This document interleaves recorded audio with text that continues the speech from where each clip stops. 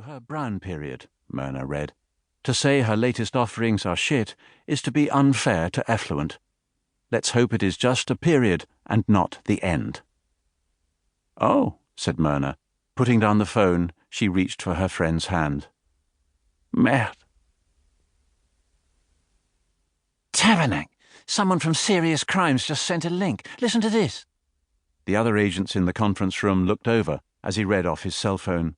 This is Armand Gamache's first day back at the Sûreté du Québec after a suspension of 9 months following a series of ill-advised and disastrous decisions. Disastrous? That's bullshit, said one of the officers. Well, it's bullshit retweeted by hundreds. Other agents and inspectors scrambled for their phones, tapping away while glancing out the open door to make sure. It was 11 minutes to 8, and members of the homicide department were gathering for the regular Monday morning meeting to discuss ongoing investigations. Though there was very little regular about this meeting, about this morning. The room was electric with anticipation, now heightened even further by what was blowing up on their phones. Merde, muttered an agent. Having achieved the pinnacle of power as Chief Superintendent of the Sûreté, she read, Gamache promptly abused it, deliberately allowing catastrophic amounts of opioids onto the streets. After an investigation, he was demoted. They have no idea what they're talking about. Still, that's not too bad. It goes on. He should have been fired at the very least, probably put on trial and thrown in prison. Oh. That's insane, said one of the senior officers, grabbing the phone and reading it for herself. Who's writing this crap? They don't even mention he got the stuff back. Of course they don't. I hope he doesn't see it. Are you kidding? He'll see it. The room fell silent, except for the soft clicking from each device, like the sound of near-dead tree limbs in the breeze. Words were muttered under their breaths as they read, words their grandparents had considered sacred, but were now profane. Tabernacle. Kalis. Osti. One senior officer put his head in his hands and massaged his temples. Then, dropping them, he reached for his phone. I'm going to write a rebuttal. Don't. Better if it comes from the leadership. Chief Superintendent Toussaint will set them straight. She hasn't yet. She will. She trained under Gamache. She'll defend him. Off in the far corner, one agent was staring at her phone, a deep line forming between her brows.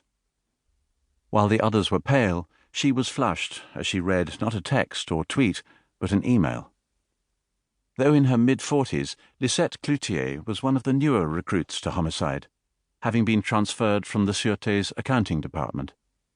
She'd spent years quietly keeping track of the budget, now surpassing $1 billion, until Chief Superintendent Gamache had noticed her work and thought she'd be helpful tracking down killers.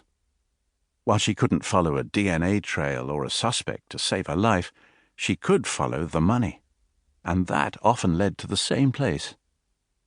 Everyone else in that conference room had worked hard to get into the most prestigious department in the Sûreté du Québec. Agent Lisette Cloutier was doing her best to get out and get back to nice, safe, predictable, understandable numbers, and away from the daily horrors, the physical violence, the emotional chaos of murder. Cloutier always chose the same seat at these meetings, making sure her back was to the long whiteboard on which were tacked photographs. She considered the email she'd just received, then typed a response and hit send before she had time to reconsider. What do you want to bet some of these tweets are from Beauvoir? Said one of the younger agents. You mean Chief Inspector Beauvoir? All heads turned to the doorway, and then there was a scramble and a scraping of chairs as everyone got to their feet. Isabelle Lacoste stood, cane in hand, staring at the young agent. Then her expression softened to a smile as she looked around at the familiar faces. The last time she'd been in the Monday morning meeting, she'd chaired it as head of homicide. Now she entered limping. Her injuries, though almost healed, were not completely gone, and never would be. Officers and agents crowded around, welcoming her back, while she tried to explain she wasn't really back. Promoted to superintendent, she was in the building for meetings to discuss the timing and conditions of her return to active duty. But it was no coincidence, everyone.